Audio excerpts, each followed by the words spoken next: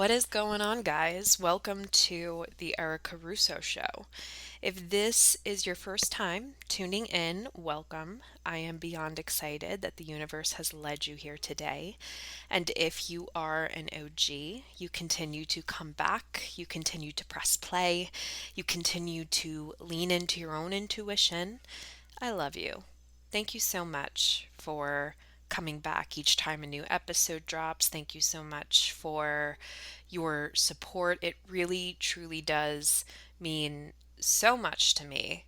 And if this podcast is helping you, if it's giving you clarity, if you're learning from it, if you're expanding your consciousness with it, I would be eternally grateful if you can head on over to iTunes or Spotify and leave a review. Those reviews allow this podcast to get to the ears that need to hear it. And now, more than ever, we can all agree that conversations like these can really help a lot more people. Before you go ahead and click submit, make sure you send a screenshot over to me on Instagram at Erica W. Russo, and I would love to send you a free gift for supporting this podcast. Now that that is all said and done, I don't know if you guys can hear what's going on in the background right now, but it is pure madness here at my house right now. My kids, for some reason, have today off and they have a couple of friends over. So they are jumping on the trampoline, and I can hear them making really weird sounds, which is then triggering my dog to bark and go crazy. I don't think you guys can hear what's going on because I have my headset on, but if I seem a little distracted, it is quite literally because I have chaos surrounding me right now. With that being said, today's episode is a really good one. It is an eye-opening one. It is one where you are going to need your journal handy, or you're going to want to save this and come back to it if you're listening to this podcast while you're driving, because we are going into human design as well as astrology to uncover your wellness blueprint, how you are created by God to really thrive in this life in terms of health and wellness. And the things that we're going to uncover are your Mars placement. We are going to uncover your sixth house. We're going to uncover a lot of your human design placements that are going to show you how it's best for you to regulate your nervous system, and so on and so forth. So, a quick little side story before we dive into this, and it does coincide with the whole episode, is for the longest time since I was a child, I have noticed that I, when I need to unwind, when I need to calm down and regulate my nervous system and just kind of be in my little cocoon, so to speak, I like to be enclosed in something, whether that is in my bed with my sheets on and my comforter on and the door closed. It's always been how I've regulated my nervous system, to be completely honest. And it wasn't until I uncovered that my environment, like the best place for me to thrive is caves, believe it or not, which you're going to uncover with your human design, where everything just kind of clicked. You know what I mean? Like, I like being enclosed. I like when I'm trying to come down to something, I like the door being closed and to just really kind of feel safe. You know what I mean? It just always made me feel safe. And not that I do not love nature, but this has just been a part of who I've always been. And when I discovered that caves were kind of like my safe space, I was like, this makes so much sense. Now, what you're going to have to do to gather this information for yourself is you're going to have to head on over to the show notes, where I'm going to leave a link where you're going to get a specific human design chart from a specific website that's going to give you all of this information. And then obviously you're going to go through this episode and kind of see what that means for you.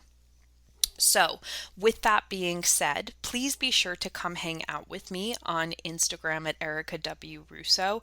You can also join my email list where you are going to be the first people in line to know when a new episode drops, when a new course drops, when other exciting things come into the physical world that I cannot talk about just yet, but they're coming and I'm so excited about it.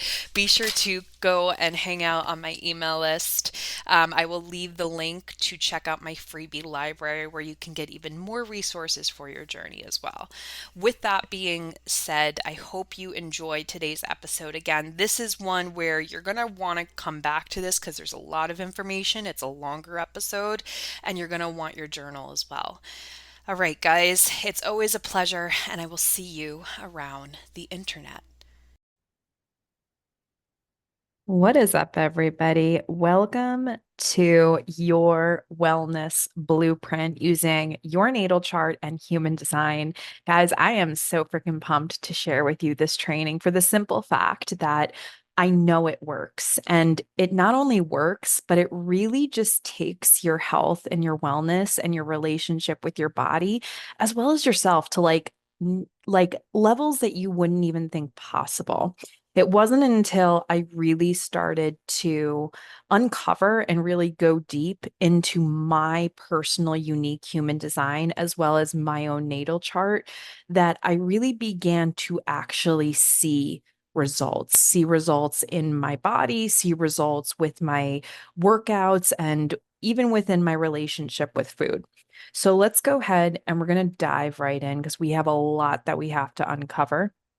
So, we are going to uncover your sixth house placement, which is going to show us your unique approach and daily habits and routines that will allow you to take your personal wellness and health to optimum levels. We're also going to be uncovering your Mars sign, which is going to indicate how your body wants to move and expel energy. Now, we're also going to be diving into your unique human design chart as well. And we're going to uncover your sun earth variable, which is going to show you if your body and brain are inherently wired to be passive or active, because this is going to allow you to understand if you need more structure or if you are more of like an intuitive kind of eater. We're going to uncover your human design digestion, as well as your ideal environment that will help you optimize your health and attract healing your way. So, what you want to do is you want to have your natal chart and human design chart ready. I I always say AstroSeek is the best place to get your natal chart. And then for your human design, go to that address, which is www.myhumandesign.com/get your chart.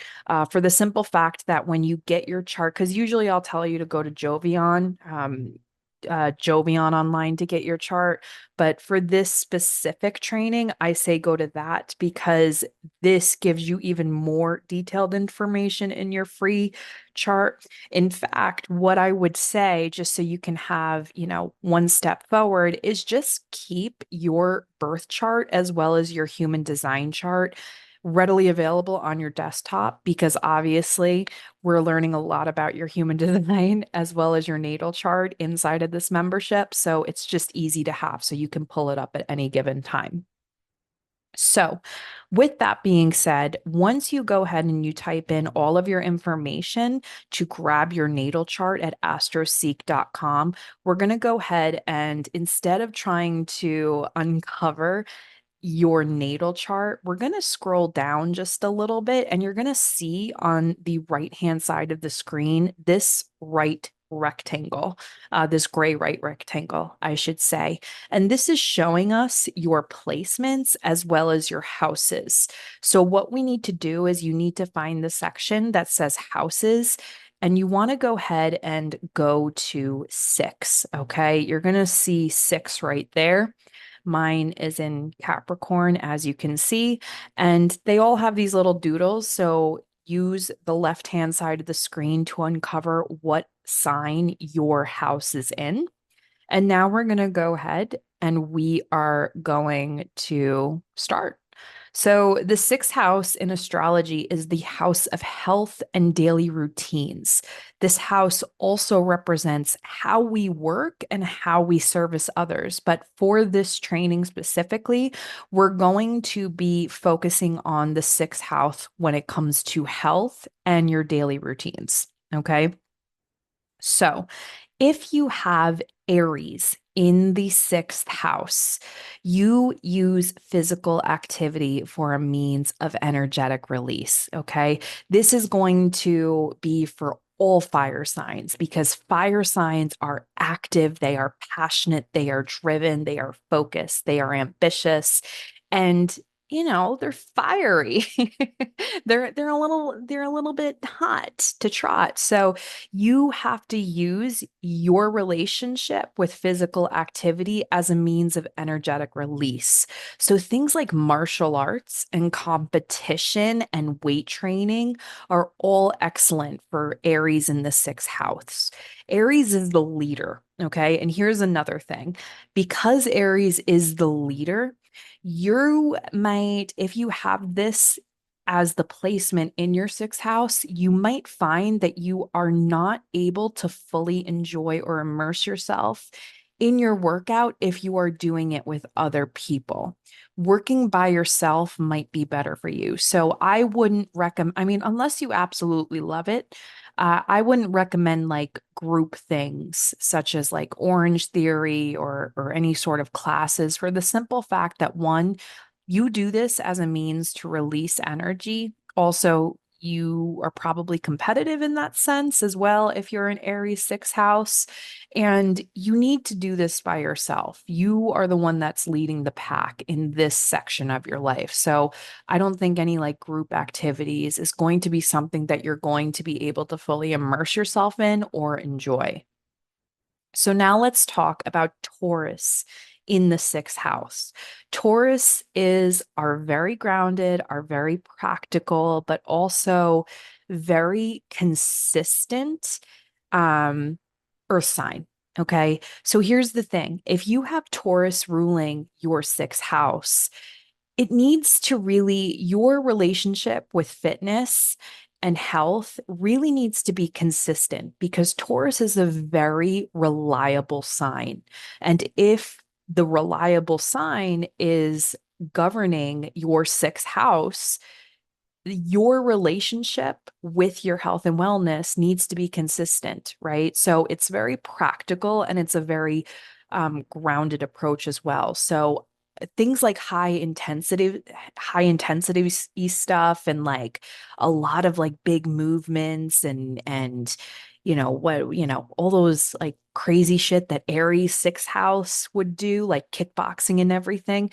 Taurus is very level-headed. So, just long walks with your dog outside, but also what I have noticed when it comes to Taurus in the sixth house, because it's such a material connected sign, incorporating physical objects into workouts like elastic bands and weights and mats can also be very highly beneficial for a Taurus in the sixth house.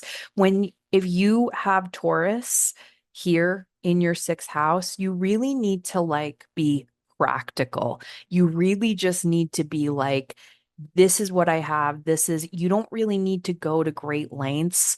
You just need it to be consistent. Like, that's the biggest key when Taurus is ruling your sixth house. Trying new and exciting classes are fun, but the way you are going to see results is by being practical in your routine. It is consistency. Okay. Going and trying the latest Zumba class or pole dancing. Like, I love pole dancing, by the way. Trust me, it's a lot harder than what you think. But come on, Taurus, you're a Taurus. Like Taurus is not like a crazy sign. You don't really need to be doing that. It's all about consistency. So now, if you have Gemini ruling your sixth house, physical activity is an outlet for your busy mind. Things where you need to focus and go inward are the best approach for a Gemini sixth house. Okay.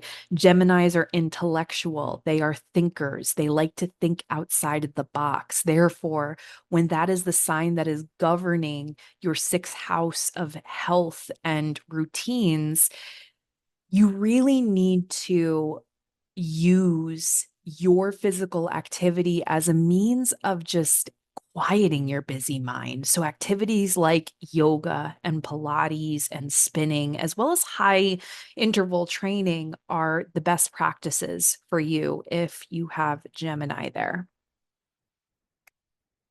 So now let's talk about Cancer in the sixth house.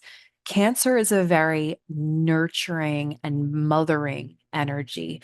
So if it is governing your sixth house, this is going to bring a sense of femininity to your fitness and wellness routines. This is where you connect to your body. This is where you connect to your womb. This is where you connect to the goddess that's within you.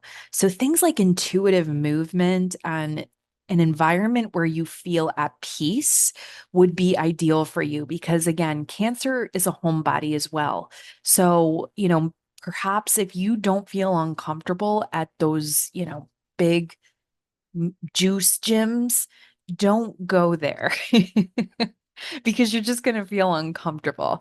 You need to be in a place where you can relax and you could take deep breaths and you can feel safe and you can just really feel in your element in order for you to really enjoy your movement and your physical activity. All right. Leo in the sixth house. You use physical activity for a means of energetic release, just like your fire counterpart, Aries. So, martial arts, competition, weight training are all excellent for this placement. I always feel that, like, Leos in the sixth house very much give me like pole dancer vibes for the simple fact that, like, you Leo likes the spotlight. So doing things that are, one, going to be challenging for you, but also fun, but also put you in the limelight.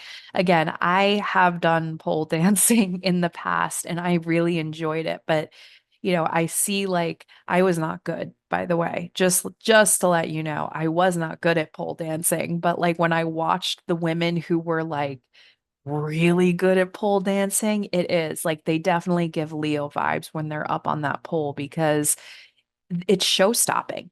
It really does. You attract attention and it's such a beautiful movement. And I think that with Leo there, I think it's just a great placement. So I think everyone who has a Leo sixth house should go and try a pole dancing class, or even what is that one that's new, like the bungee jumping class or the aerial movement class or trapeze or something along those lines, something out of out of your ordinary, but also will challenge you and challenge your strength is great for a Leo six house. So let's talk about practical Virgo in the sixth house. When you look at your relationship with physical activity and wellness, and you have Virgo ruling that in your natal chart, you really need to look at it in the eyes of a Virgo. Okay. So here's the thing. Your natal chart consists of 12 different houses. All 12 different houses govern a different aspect of your life. So, with every aspect of your life, you really need to be open to interpreting that aspect of your life, not as your sun sign, but as the sign that rules that house. And once you begin to do that, you're going to understand that you are so much more than just your sun sign or even your rising sign. You need to really understand that, like, you have to look at your sixth house placement through what rules it. Okay. You really do, because I'm an Aquarius sun. And for the longest time, I always thought, I don't know, I always did everything in my life as an Aquarius sun.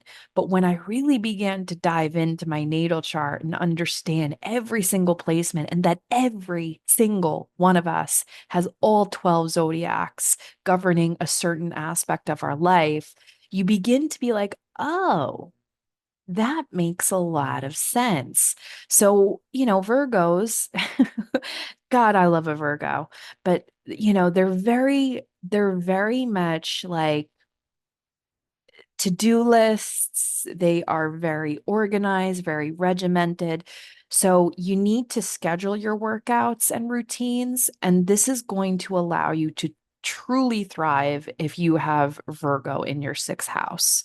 Okay, you need to go into your wellness and your physical activity as a Virgo. So again, scheduling your workouts, weight training, regimented, structured routines, as well as tracking progress, things like apps that will help you track your progress and like schedule in your routines. You have to act like a Virgo, basically. So, again, schedule, to-do lists, and all of that stuff. Now we are talking about Libra in the sixth house. Libra is an air sign. So, just like its Gemini counterpart, physical activity is a means of clarity and connection. So, for fire signs, physical activity is a means of energetic release, emotional release.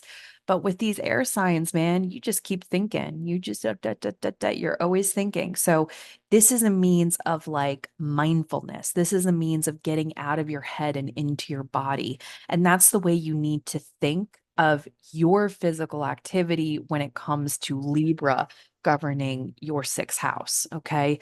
Libra is all about balance as well. So incorporating gym time as well as like time in nature can be a really perfect routine. So, like, I wouldn't, don't, it doesn't really matter what you do at the gym, but you really need to incorporate like two different sides of the scale. So perhaps maybe it's weight training one day and then yoga in the park another day, or maybe it's Pilates one day and then it's cardio kickboxing the other day. You really need to, again, just like Virgo, just like any of the signs, you need to walk into this section of your life with the Libra mindset. Libras are about balance. Libras are about, bringing in different things and being practical all at the same time. So being practical, but I feel like I just continue repeating myself, but you know what I'm talking, you know where I'm getting at. Balance. So again, maybe a hike one day and then weight training another day. But really, variety is also a big thing with Libra in the sixth house as well. So giving yourself that time and space to try different things. All right. Scorpio in the sixth house. As you can see, I've been like, I incorporate pole dancing and I talk about pole dancing all this whole training for the simple fact that, guys, I'm telling you, I told you I wasn't good at it. I could do a little bit, but it's so hard. It is so much harder. I give so much credit to pole dancing. It is such a challenge, but it's so invigorating and fun at the same time. And do I think Scorpio in the sixth house should try pole dancing? Absolutely. Okay. It is important for you to move your body in order to release frustration, emotions, and turmoil. And like I said, it's fire signs, it's a release of like anger and frustration, but water signs are deeply, deeply emotional. So it's a place where you get out of your feelings and into your body. Okay. You release those feelings, you release anything that you're holding on to that is no longer serving you when you are having Scorpio in your sixth house. It is all about intuitive movement as well as activities that can allow you to let go and release. And if you got Scorpio there, you're gonna need to release because Scorpio is, again, it's like that deep introspective, very mysterious sign. So, it's the shadow sign. So, things like bodybuilding and high intensity interval training, spinning, kickboxing, anything that you feel like is going to not only make you stronger and make you more in your body, but also help you release. And again, pole dancing, try it. I try it because it's hard. Okay. Let's talk about Sagittarius in the sixth house. Okay. Your movement and your workout routine should bring a sense of adventure and fun to it. You are not someone who should just be walking on the treadmill every single day. You're going to get bored. You're going to get frustrated. You're not going to enjoy it. And the thing with Sagittarius is it likes to move. You are Sagittarius is the gypsy soul, the traveler, the seeker. So it wants to move, it wants to try new places. So rock climbing and hikes and Zumba and pole dancing, go ahead and try on many different hats. I think something for like a Sagittarius in the sixth house is like, going for a walk at different places, right? So, like finding 3 or 5 different places within where you live and, like, going to this one day and then going to another one the other day. You need variety. Sagittarius is all about freedom. So, having the freedom for you to just do what you want to do when it comes time to your physical activity is going to be ideal for you. So again, it's a very different vibe from Virgo in the sixth house. Virgo wants schedule and structure, where Sagittarius wants to move, it needs to move, but it wants to do it on its own terms. So let's talk about Capricorn in the sixth house. Capricorn is that no bullshit, no beating around the bush, earth sign. Okay. So you got to be practical, just like Taurus. You don't want the fluff. You really just want to get in and get out when it comes to like Capricorn in the sixth house. So weight training, cardio, spinning, like the more fluff that is cut out, the better. Okay. You want to get in and get out. Like that's how Capricorns work. So just going in, doing the damn thing and leaving. Having structure, knowing what you're going to do is also a big thing with Capricorn, okay? Because again, they're always thinking ahead because they're such a hard worker. So they're always thinking of their next step. Therefore, doing something like Virgo, again, that earth sign of like having scheduled workouts, knowing exactly what routines and exercises you are going to be doing every single time you walk into the gym is also ideal for a Capricorn sixth house. All right, let's talk about Aquarius in the sixth house. Just like the other air signs, it is about intellect, it is about the mind. So Aquarius needs to go and find physical activity where they can get out of their really, really busy head. Okay. Innovative movement is ideal for an Aquarius sixth house. Let's be real. Aquarius are the weirdos of the zodiac. So, really weird things like, I don't know, senior citizen aerobics or like goat yoga. Yes, it is a thing. And this bungee thing that we're seeing on the screen. These are all things that are outside of the box, but it's going to stimulate the mind of an Aquarius. It's going to get them to really want to try and want to go all in on these exercises. Because Aquarius is very much in the mind, I would say you have to incorporate things like yoga and sauna and mindfulness as well to help with your busy mind. I would suggest something like doing something like this bungee thing, whatever, this bungee class, but then going and sitting in a sauna or something along those lines, just to like relax and detach and just give yourself that time and space because Aquarius, man, we think a lot. We think a lot and we need that time. We need to practice. I mean, we all need to practice mindfulness, but Aquarius is, their minds are a mile a minute. So I would do that, like do something fun, but then also incorporate yoga when it comes to Aquarius sixth house placements. Okay, let's talk about Pisces in the sixth house. As a water sign, fluid movement is ideal for a Pisces sixth house placement. Activities that include water are very beneficial. Pisces is connected to all things water, the ocean. So maybe, swimming, surfing, if you want to get down with your bad self. Um, Movement should be a means of release of emotions for a Pisces sixth house. So things like breath work and intuitive dancing can also be beneficial. But also intuitively, I'm picking up that, like, because Pisces is a water sign and incorporating water into your physical routine, I would even say cold plunges would be perfect for a Pisces sixth house. Um, I don't personally like cold plunges. I would much rather sit in a sauna any day of the week. But because of that water element that cold plunges give, like, do that after your workout and have a party.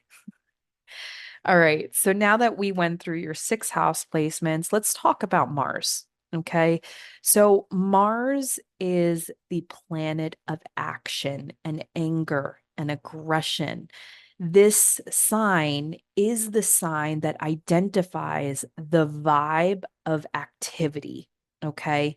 So wherever your Mars placement is how you are meant to take action, not just with your physical activity, but with your life. So let's talk about Mars for a minute. Okay. Now, Mars is considered, Mars is so there's the two most positive planets, and then there's the two most negative planets. These are called the benefics, are the positive planets, and the malefics are the negative planets, so to speak. I personally, after learning about every single thing in this universe, including the planets, I don't like saying something is good and something is bad because everything brings both. I really truly believe that. Now, Mars is a malefic, which means it is considered a negative planet. I I mean, I guess, yes, you can call it a negative planet because it is. It is the planet of action and anger and aggression and war. Um, but I also feel like all of those things are necessary as well. So when we talk about your Mars, this is how you are meant to take action. I don't even know where I was going with this. Oh, I wanted to talk about Mars retrograde in Leo. Okay. So what was it? It was December. I want to say either November of December where Mars went retrograde in the sign of Leo. Okay. Now, because Mars is such a forward movement sort of vibe, when it goes retrograde, it's not that fun. It almost intensifies the anger and the aggression that this energy holds. And when it was in the sign of Leo, which is my rising sign, I freaking felt it, man. So if you find that there's a or there's a Mars retrograde and it's going to be stationed in your rising sign, trust me when I tell you, you're going to feel it. Everything is going to piss you off. People that breathe the wrong way are going to piss you off because, again, it is an aggressive energy. So I just needed to say that. So have fun if you find out that Mars is retrograde in your rising sign. Okay. So let's talk about Mars and Aries. So before we dive into all of this, what just remember, this is how you are meant to take action, not just with your physical activity, but your life, how you are meant to make decisions, how you are meant to jump on things, how you are meant to start projects, how you are meant to move. Okay. So Mars and Aries, these two really like each other. Okay. So if you have Mars and Aries or any other fire sign, you use physical activity, one as release, but this is all about competition as well. So if you have these placements, you have to recognize that Aries is the leader and Mars is the aggressive warmonger. Okay, so put those two together. You're the one that should be competing. You are going to find things like, 5Ks and challenges and tough mutters, or whatever it's called, very, very beneficial for the fact that these two energies together, they need movement, but they also need competition. Okay, because Mars and Aries like each other, and it's a very potent energy. Okay. Another thing, if you have Mars and Aries, and again, I continue to say this because this is not just about your physical movement and routines. This is about how you are meant to do life. Okay. This is how you are meant to move. You have to track progress when Mars is in Aries. Leader likes to see progress. Leader likes to see movement. So making sure whatever it is that you are embarking on, you are keeping tabs, because that's what's going to continuously make you consistent. All right, let's talk about Mars in Taurus. Again, you will thrive with consistency and persistent effort. Okay. The ups and downs and the ebbs and flows when it comes to weight loss and one's personal journey, this really isn't going to, I mean, it affects everyone to a degree, but not Mars and Taurus, because they are so grounded and they are so much more about the consistent effort than anything else. So things like daily walks where you can connect to earth energy is highly beneficial. Taurus is all about slow and steady progress. They don't care about, having that breakthrough moment. They like to see things gradually increase.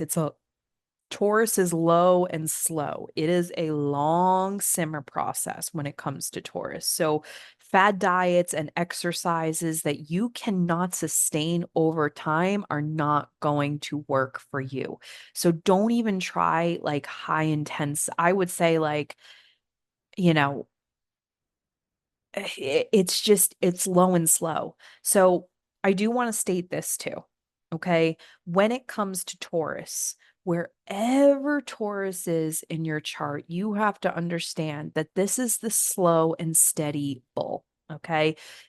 It's not going to come quickly. It's not going to come abruptly. It's going to come in due time. This is low and slow. So if you have Taurus in your midheaven, your career and your success is inevitable, but it's a low and slow process. It's not going to be like an overnight thing. This is what you are going to expect with wherever Taurus is in your chart. Let's talk about Mars in Gemini. Okay. This is all about variety and things that are going to stimulate your mind.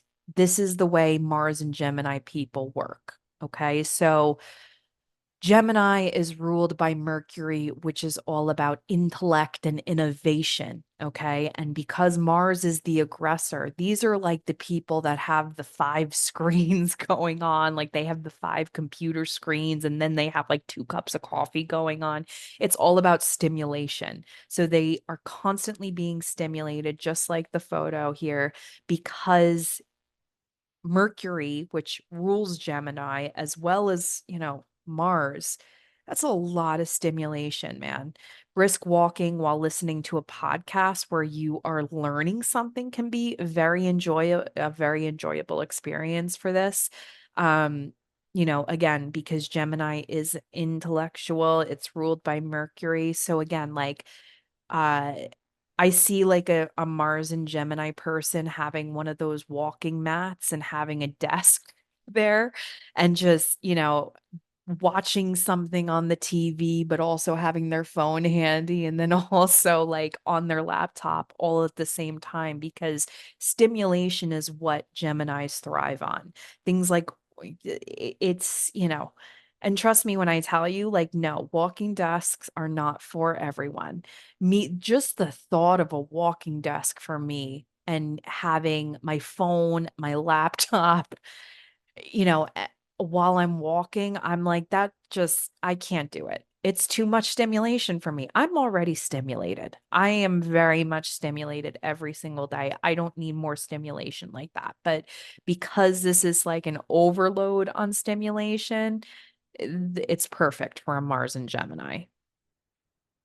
All right, let's talk about Mars in Cancer. Oh, this is like a very much fuck the patriarchy placement.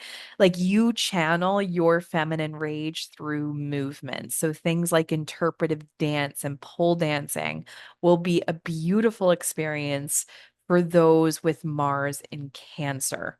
Okay. This is about female rage. This is about the tortured poets department. This is about you screaming at the top of your lungs. This is very much like this is a man's world and I'm just a woman sort of vibe, but fuck all of them and all of that. It has a lot of rage to it for the simple fact that Cancer is a very mothering energy. It is a very nurturing energy. And then when you put Mars, which is a male sign and it's dominant, yeah, it just doesn't go well. It doesn't go well. Let's talk about Mars in Leo. So, just like your fire counterpart, Aries, Mars in Leo brings the same vital force and aggression that needs to be channeled. Okay. Things like martial arts, kickboxing, Muay Thai, or all sports that could be highly beneficial to someone with Mars and Leo. I also do need to say this, guys. I do need to say this. If you have Mars in a fire sign, this is, I am someone who has Mars in a fire sign. You have to recognize that even when you aren't trying to be aggressive, you are aggressive. Okay. Because Mars is angry, it's anger, it's frustration, it's forward movement, but then you literally light a fire to it, which is a fire sign, and it gets a little more. So be very cautious with not just your words and your body language, especially when you are frustrated and upset if you have a Mars in a fire sign placement, but know that like you will come off as intimidating. You will come off as unapproachable in some aspects, just for the simple fact that you have this energy within your chart. Okay. Be gentle. Be gentle. Fire signs that have Mars. All right, let's talk about Mars in Virgo. Mars in Virgo will thrive with the system when it comes to their workout plan. But not only, not like these people, Mars in Virgo, okay? We're not even talking again. This is not just your workout plan, this is your life, okay? Mars in Virgo is both, I feel like these are the OCD people. These are the people that have everything labeled, everything itemized. They are so organized to the point where it's like, is this person even normal? Like these people probably don't even have junk draws. And if they have junk draws, it's not like it doesn't look like my junk draw. Okay. Variety is important when you have Mars and Leo. So, like one day yoga, one day weightlifting, but making sure everything is in your calendar because, again, you thrive with consistency and scheduling. All right. Mars in Libra. Mars in Libra is a very interesting dynamic because Libra is all about balance and Mars is all about action. Okay. So having a balanced workout plan with room for new exercises and innovation is where Mars in Libra, don't know why I wrote Leo, will excel. So here's the thing. I believe from doing natal chart readings and meeting people that have Mars in Libra, I believe that Libra chills out Mars. Okay. Because again, Libra is about balance, Libra is about fairness and equality. So I feel that like this is a good placement because I think it does. I think it dumbs down that Mars aggression for the simple fact that, the theme of Libra is balance. So that anger and that aggression that comes from Mars, if it's hitting Libra, it's kind of like turning a tiger into, I don't know, a kitty, right? So let's talk about Mars in Scorpio. Mars in Scorpio is persistent and intense, but also sensual at the same time. You take your workouts to the next level. You are the woman in spin class, sweating and like screaming, woo. I mean, I feel like we've all seen those women in spin class at least once in our life. You need to let your physical activity be an outlet for your emotions, your aggression, and stress. Things like belly dancing and pole dancing can be enjoyable for a Mars and Leo, but also recognizing, let's call a spade a spade. Okay. Scorpio is when we're talking about all the 12 zodiacs. Scorpio is deep, it's emotional, it's secretive, it's sensual, it's the dark goddess archetype, it's moody, and it's really like connected to the emotions. And with Mars being a male energy, but also dominant and domineering, you have to see them as energy, right? So seeing Scorpio and Mars together and having all that energy, it's like, I don't know, I feel like it's like a passionate love affair with like a gangster and like a dancer. Like that's what I kind of get. Like it's just it can be intense. That's all I'm trying to say. All right, Mars in Sagittarius. Okay. With this placement, you are going to thrive when you can integrate action with adventure. Walking on a boring treadmill, like I stated before, is not going to get your juices flowing. You need things like rock climbing, pole dancing, hiking in order for you to fully enjoy the experience. So, outside of the whole activity workout thing, when it comes to Mars and Sagittarius, the way you are meant to take action is you need to like feel invigorated by the action that you want to take. Okay. You need to really feel the freedom and the excitement and the joy that it will bring you with anything in life for the simple fact that Sagittarius is the gypsy soul and Mars is the mover. So you need to be lit up with everything in your life in order for you to really be able to lean into it and go full force into it. All right, let's talk about Mars in Capricorn. So, like its Earth sign counterparts, again, structure, discipline, and activities that can help you witness the progression are important when it comes to your health and wellness, but also with everything in life, okay? Because again, Mars is how you take action with everything. So, really being strategic with things. Capricorn's extremely strategic. Signing up for a 5K, tracking progress, weightlifting, making sure you are taking note of, the increase of weight and the increase of reps. Pilates is also a great way to move your body when you have Mars in Capricorn, because if you've ever done Pilates, it's hard. It's hard and it's challenging, but Capricorns like challenge. So trying things that are going to challenge you is how you are going to grow in every aspect of your life. All right, Mars in Aquarius.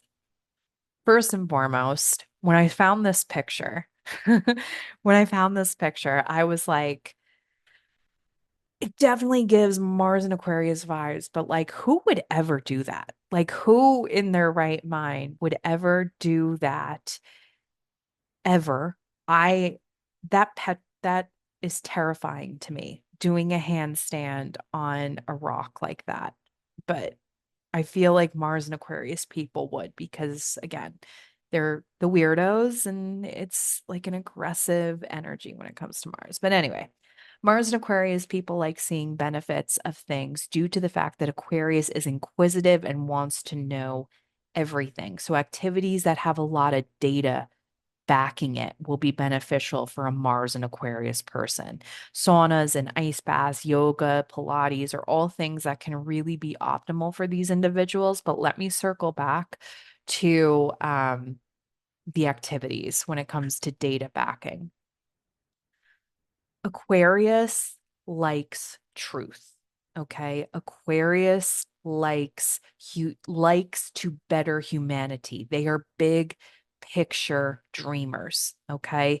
So when it comes to having Mars in Aquarius, those things about truth and justice and here for humanity, they are amplified with Mars in Aquarius. So, you know, finding, doing your research, finding knowledge, finding stories, finding statistics, all of those things like make it when you have Mars in Aquarius, like everything clicks and you feel more invigorated about how you move and how you take action. So, really making sure that, like, it's not only going to benefit the people involved, but it's going to benefit humanity and using things like data and history and testimonials and all of that. It really lights Aquarius up. Okay.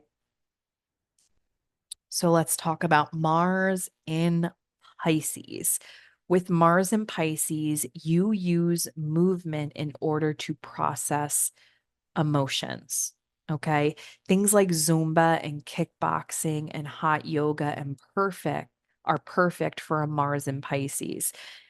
Another thing that I notice when it comes to Mars in Pisces is when you are triggered, when you feel like anger is coming your way, when you feel like someone is instigating you or something along those lines, I always find that like intuitive downloads will come roaring in. Okay. Because again, Pisces is the high priestess. Pisces is intuitive. Pisces is psychic. And when you have that movement of that anger and that forward movement of Mars pushing on the Pisces energy, it's almost like it puts someone in a place where they are more open and receptive to mystical and spiritual wisdom. I've noticed this with a couple clients. So when you feel highly emotional because maybe someone is upset with you or you feel like someone is upset with you or um what else, like you just you're feeling that Mars energy come towards you and it's in Pisces. This is where you're going to have revelation. This is where you are going to have spiritual connection because it almost pushes you to, like, I don't want to say disassociate, but like disconnect from your ego and like go into that mystical part of you. Does that make any sense? I think it does. Okay. So now we're going to uncover all of the human design information. So what you need to do is you need to grab your human design and you're going to look at the graph. Okay. Now I want you to take a look at where the green arrow is pointing. You're going to see that we have four arrows either going left or right in the head center area.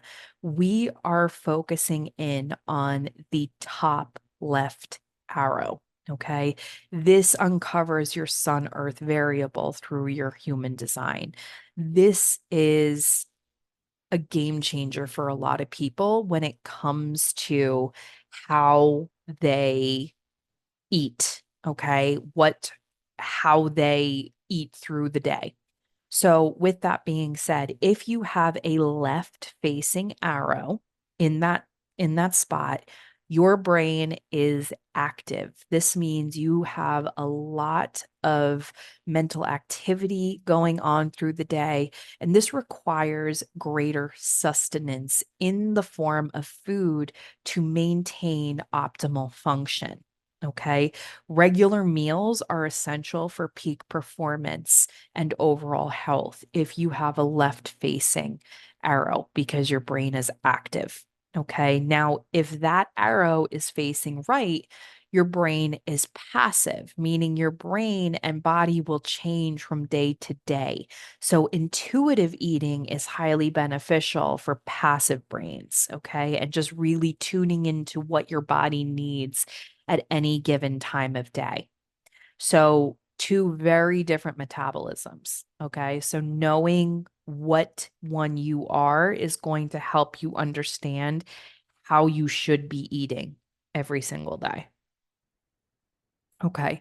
So, now with your human design, I want you to go down a little bit more and you're going to go ahead and you're going to see all of these gray rectangles.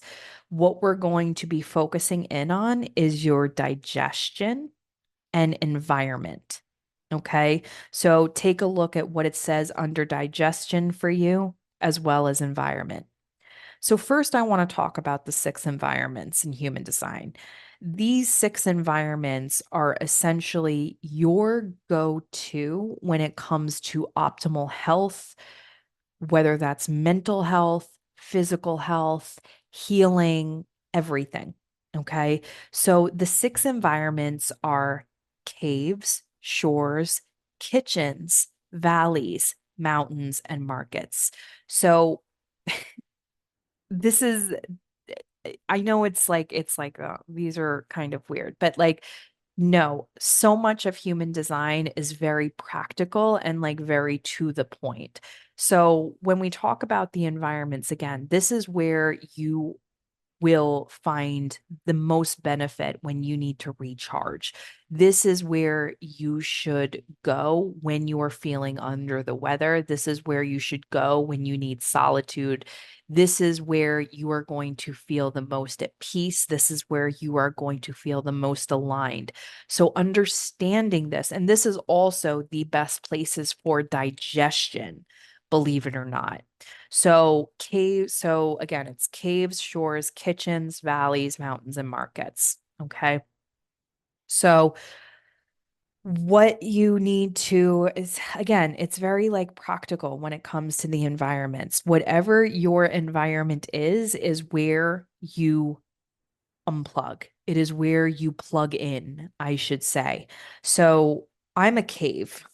That's my environment. I know it's so weird. But when I began to really like understand, because I thought I was like, oh, I'm definitely a shore because I love the water or I'm the mountains. And then I get cave and I'm like, come on, man. Like that, come on. But when I began to really understand and like think about it, I am a cave because here's the thing. I find so much peace in just going in my room and closing the door and being by myself. And that is my personal cave, so to speak. Does that make any sense? I also don't like doors being open. So this has been who I've been my whole life. I don't like doors being open. I like feeling safe. I like feeling, that the boogie monster is not coming in. And when I realize, like, oh, that's just kind of my way of manifesting that cave energy is like going under my covers, and closing my door where I feel safe and I feel contained. That's how I get that's how I you know, plug in, so to speak, because I don't have many caves around me where I can go and sit.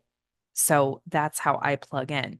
So understanding what your environment is and understanding just how like your nervous system will become regulated if you allow yourself to go to this environment. You will feel better if you are feeling under the weather going outside, if you are able to go to a market or the shoreline or the mountains, it's going to help you with your overall wellness. So just know that, have that in the back of your pocket. So let's talk about your digestion according to human design. In human design, digestion refers to the process of taking in and processing physical and emotional experiences in a way that is unique to each individual. The way we process these experiences has a significant impact on your physical health, emotional well being, and overall trajectory. Human design distinguishes between five different types of digestion: manifestors, manifesting generators, generators, projectors, and reflectors. Each type has a unique way of taking in and responding to experiences, which affects how they interact with the world around them and how they can best navigate life. So, if you have alternating digestion, you might experience a fluctuation in appetite and digestion with every single day. So, periods of intense hunger and periods of complete disinterest in food. Okay. So, it's very hot and cold when you have an alternating digestion. But remember, knowing your sun earth variable, whether you are left facing or right facing, will help you understand like if you have an alternating digestion, but you have a left facing arrow, that still means you need consistent meal times. Okay. So let's talk about closed digestion. Oh, that's so hard to say. People with closed digestion have a consistent and stable appetite with regular meals and few digestive disturbances. So again, you probably already have somewhat of a schedule stored within your subconscious mind that's like, okay, we eat at 8 a.m., 12 p.m., and 5 p.m., or something along those lines. Like it's very consistent and it's very stable. So, mixing this with your sun earth variable will help you really kind of understand just how you should structure your meal times every single day. Now let's talk about cold digestion.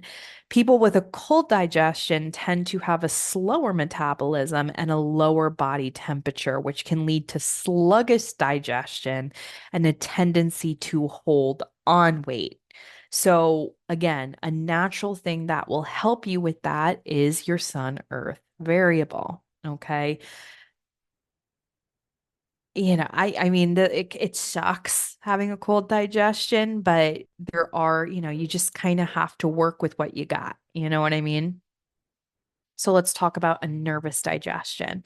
People with nervous digestion tend to have a sensitive digestive system with a tendency towards anxiety and nervousness that can disrupt their digestion.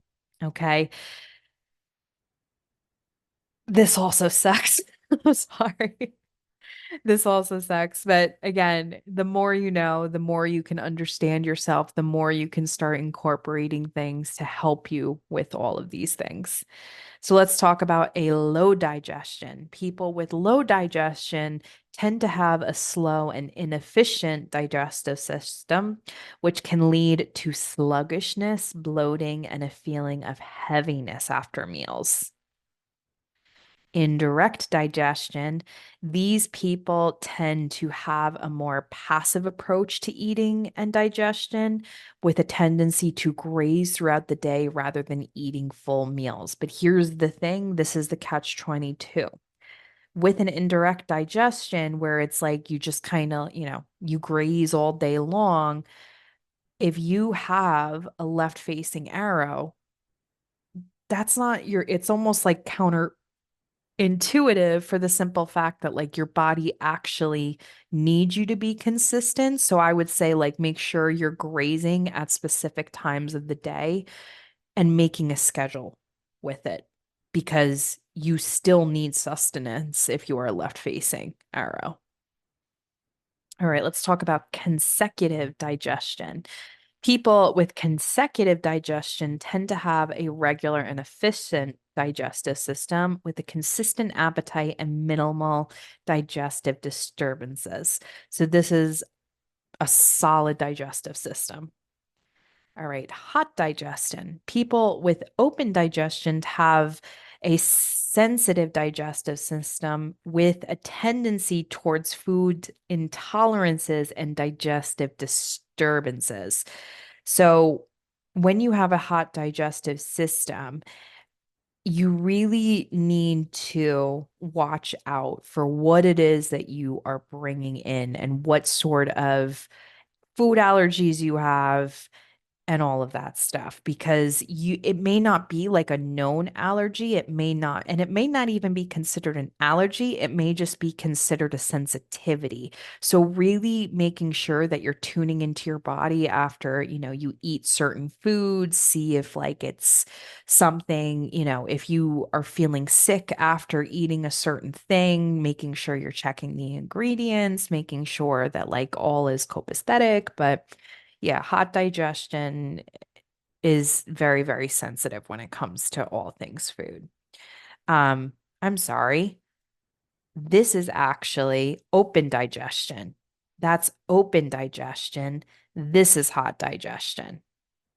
So, people with a hot digestion tend to have a faster metabolism and a higher body temperature, which can lead to a tendency to burn through food quickly and a preference for cooling, hydrating foods. So, do you know those people that are always hot? Um, like nervous sweaters and everything like that, they probably have a hot digestion. So they will really thrive with foods like gazpacho and like smoothies or, those sorts of things that will allow their body temperature to go lower because they run hot. All right. People with a calm digestion tend to have a more peaceful and efficient digestive system with a relaxed approach to eating and minimal digestive disturbances. Now, a high digestion tend to have a faster and more efficient digestive system, which can lead to a tendency to process foods quickly and preference high energy stimulating foods. Direct digestion. People with direct digestion tend to have a more assertive approach to eating and digestion, with a preference for clear and direct communication around food and dietary needs. Okay, so here's the thing: if you have direct digestion, my son has digestion. Okay, he is very sensitive when it comes to his food. He doesn't like things touching each other. He doesn't like things mixed together, God, God love him. But what I need to do and what I learned was that like because of his direct digestion, I always thought he was just being a 9-year-old being a pain in the ass when it comes to food. But when I came to understand, like, no, he'll eat, but I need to be very direct with him. So I will ask him, like, what sort of noodles do you want with your sauce? Do you want spaghetti or do you want penne? Or do you want sprinkle cheese on? Oh, I call it sprinkle cheese, but it's Parmesan cheese. I really need to like sit down and ask him exactly how he wants his meals um prepared, and then he'll eat it. See what I'm saying? Like it's kind of like a mind thing when you have a direct digestion. Okay, so to summarize, we uncovered your sixth house ruler, which represents health, daily routines, and overall wellness. Your Mars sign, which indicates the best sort of action or activities you can begin to integrate. We uncovered whether or not you have an active or passive mind to help you identify how to create the healthiest eating habits for you, your ideal environment, which helps calm your nervous system as well as assist in recovery, as well as your human design digestion, which shows you how you are meant to digest food. So that is the training. Thank you so much for being here. Let me know any insights that you have, any ha moments. If you have any questions, please feel free to use the comment section and I will be sure to get back to you. Once again, I will see you guys around the internet. Bye.